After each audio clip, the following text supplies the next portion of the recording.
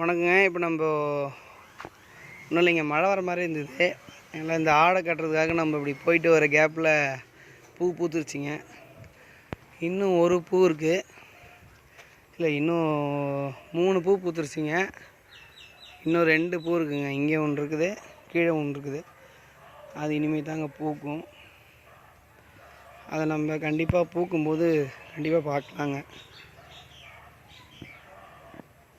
பாருங்கள், பூ எவ்வளோ அழகாக இருக்குன்னு பாருங்கள்.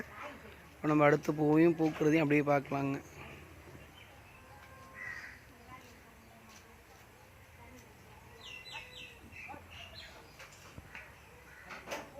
பாருங்கள் நீங்களே பாருங்கள். நான் இன்னும் வெயிட் பண்ணிட்டு தாங்க இருக்கிறேன். கொஞ்சம் நேரமாக நின்றுட்டுருக்குறேங்க இந்த பூவை அது வந்து மலரும் போது காட்டுறதுக்காக. இருங்க, இப்போ தான் மலருதுன்னு பார்ப்போம். எல்லாமே ஒரு 3 பூ மலர்ந்துருச்சுங்க. இன்னும் கரெக்டாக 2 பூ மலரணுங்க.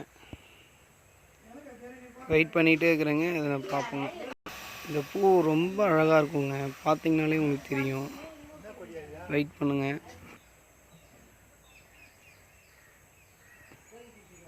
பாருங்கள், அது உள்ளுக்குள்ளே பாருங்கள், அந்த மகரந்தம் ரொம்ப அழகாக இருக்குது. வெயிட் பண்ணலாங்க, எவ்வளோ பண்ணுறோம். இந்த பூ பூக்கிற அழகாக நம்ம கண்டிப்பாக பார்த்தே ஆகணுங்க.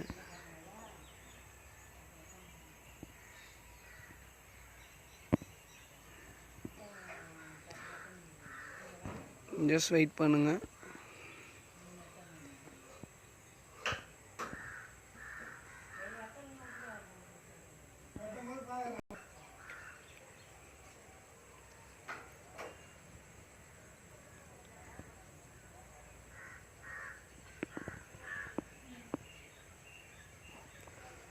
போதுங்க,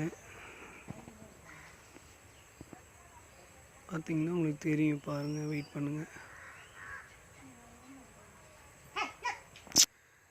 பாருங்கள், அந்த மகரம் அப்படியே பாருங்கள்.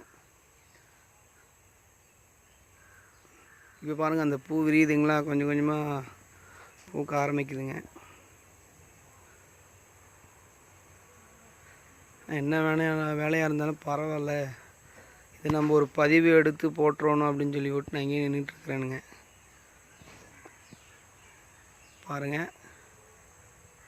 பாருங்கள் பார்த்தீங்களா எவ்வளோ அழகாக பூத்துது பார்த்தீங்களா. ரொம்ப அழகான பூவுங்க, ரொம்ப அற்புதமாக இருக்குங்க. இது பார்க்குறதுக்கே அவ்வளோ ஒரு அழகான பூவுங்க.